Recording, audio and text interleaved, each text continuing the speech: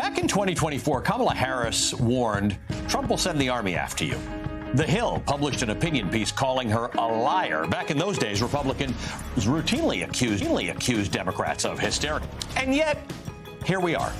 Today, 700 Marines and 2,100 members of the National Guard are deployed in the city of Los Angeles. So far, we've heard conflicting explanations for why they're there.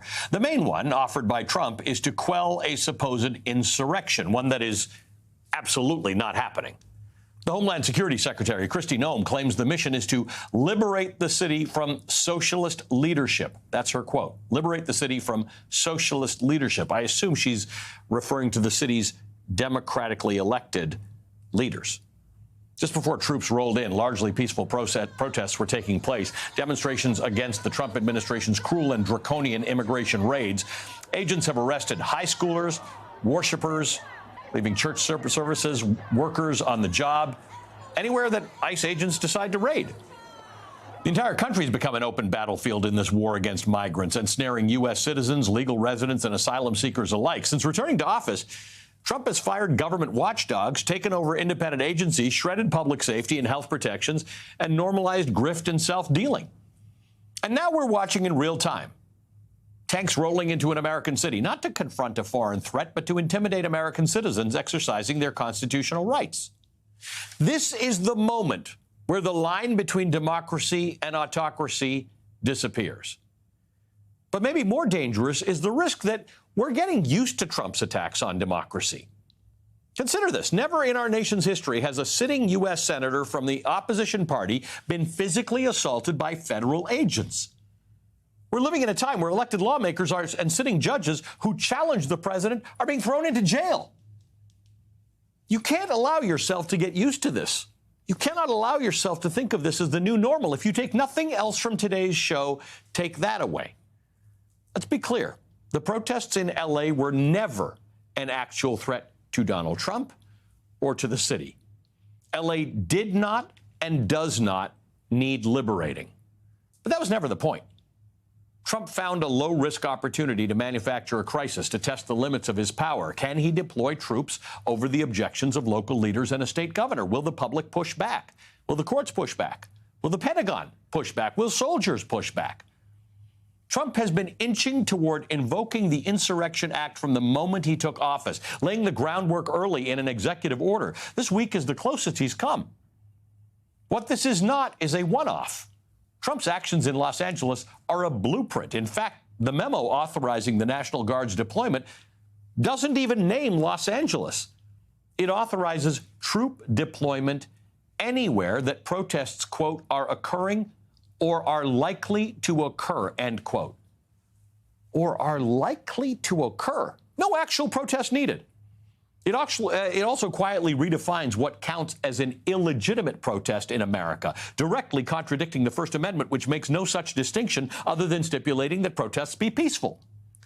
Remember, this is a time of peace. There's no uprising, there's no rebellion, and there's no insurrection.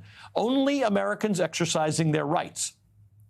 The memo reads, quote, to the extent that protests or acts of violence directly inhibit the execution of the laws, they constitute a form of rebellion against the authority of the government of the United States, end quote. Notice that it reads protests or acts of violence. Translation, peaceful protest can now be considered an act of rebellion if Trump says so. Nonviolent civil disobedience can now be met with military force. And if Trump decides unilaterally that a protest might inhibit law enforcement, that alone is enough to send armed troops into American neighborhoods. You cannot let yourself get used to this.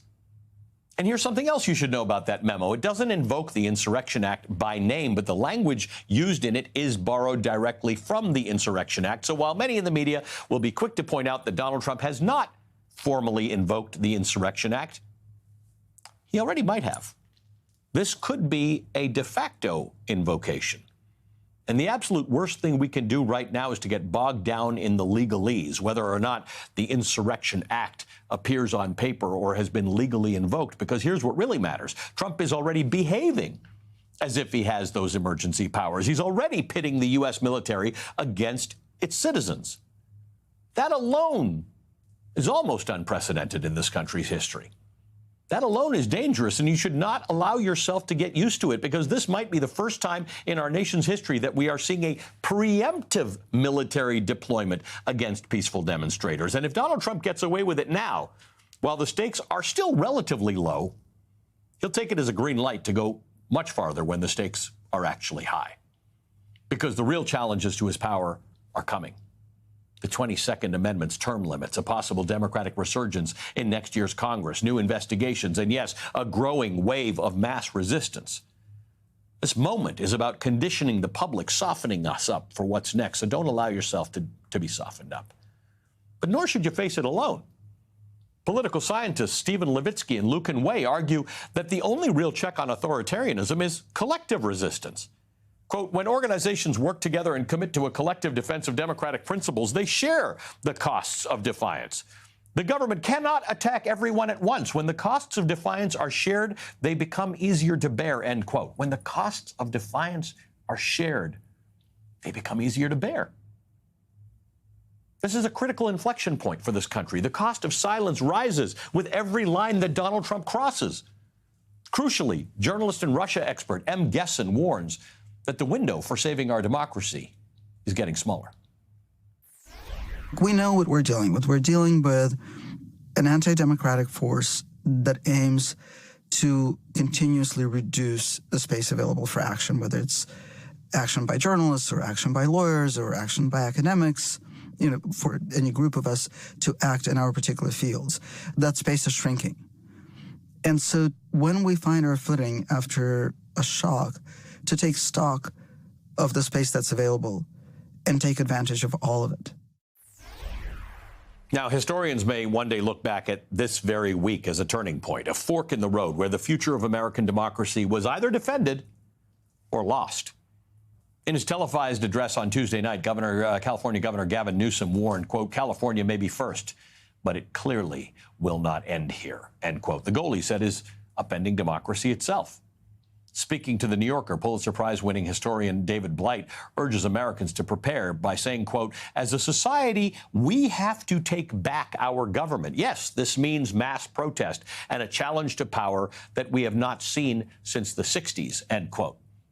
After seeing footage of her colleague, Senator Alex Padilla, wrestled to the ground, the Republican Senator Lisa Murkowski of Atlanta responded with this, quote, it's horrible. It's shocking at every level. It's not the America I know, end quote. It's not the America we know, but it's the one we're fast getting to know. Let's stop it now, together. Joining me now is Thom Hartmann, host of the syndicated radio show, The Thom Hartmann Program, the author of numerous books, including The Hidden History of American Democracy, Rediscovering Humanity's Ancient Way of Living. Thom, I'm at once deeply fearful and incredibly hopeful. These protests and what we saw yesterday, the numbers we're getting from organizers say more than 5 million. I'm seeing a lot of people on social media saying it's at least double that number. I don't know what it is. We can't confirm that number just yet. But that's something. People are realizing that this collective defense of democracy is a thing.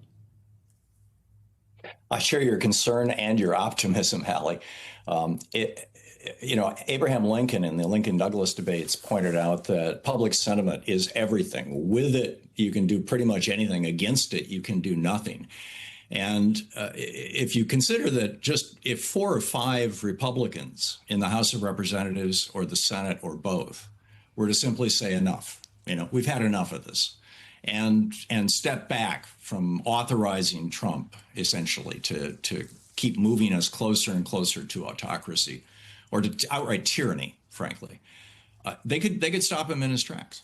So it is so important that we all speak out continuously, that what happened over this weekend just be the very beginning. It's just the opening door, because I agree with all the brilliant people that you just quoted, that this is, well, as Governor Newsom said, this is not just about California. It's going to go way beyond this before it gets resolved. I mean, we're only 4 months, 5 months into this presidency. There are people protesting regular people, in some cases undocumented immigrants, being arrested without due process. But I mean, they've arrested a couple judges. They've arrested the mayor of Newark. They arrested a member of Congress. They detained and handcuffed a United States senator. I mean, we've jumped the shark on this one. I don't understand why we can't get a few more Republicans to sort of say, I would like lower taxes and smaller government. I didn't sign up for this. Yeah, absolutely. You know, I mentioned the last time we talked that oligarchy is typically a transitional form of government. I wrote a book about it, The Hidden History of American Oligarchy. And it typically doesn't stand very long because, you know, oligarchy being basically when a bunch of rich people just take over a country and turn all the mechanisms of the country and all the devices of the country, from the courts to the industrial parts of the country to labor law, everything else, to their own profit, and to hell with democracy. And that when that happens, the people generally say, no, we don't want this, and start pushing back. And that's that inflection point. And that's where we are right now. You know, Jimmy Carter told me 9 years ago on my radio program that he believes that we, at that time, as this was right after the Citizens United decision, that we were in a full, you know, we were moving into oligarchy as a result of Citizens United. And I would argue that we have been there for a bit now, solidly. And I mean, it's been so long since any meaningful legislation was passed that benefits average working people. Pretty much everything is just for the top 1% against public opinion. And so at that point, the people start pushing back. And when the people start pushing back, the oligarchs, in this case, the billionaire president and the 13 billionaires in his cabinet and the 120 billionaire families who contributed over $1 billion to the last campaign for him, they have to make a decision. Are we going to bring down the fist, or are we going to back off? And so far, what we're seeing is the fist. And, you know, we saw that vividly yesterday in Los Angeles, where, as was so well documented by Jacob Soboroff right here on MSNBC, as without any provocation that I could see at all, and we were watching it in real time, you know, the sheriff's department started firing chemical weapons at people. So this is that moment. This is that decision moment for the country, for the oligarchs, and for all of us.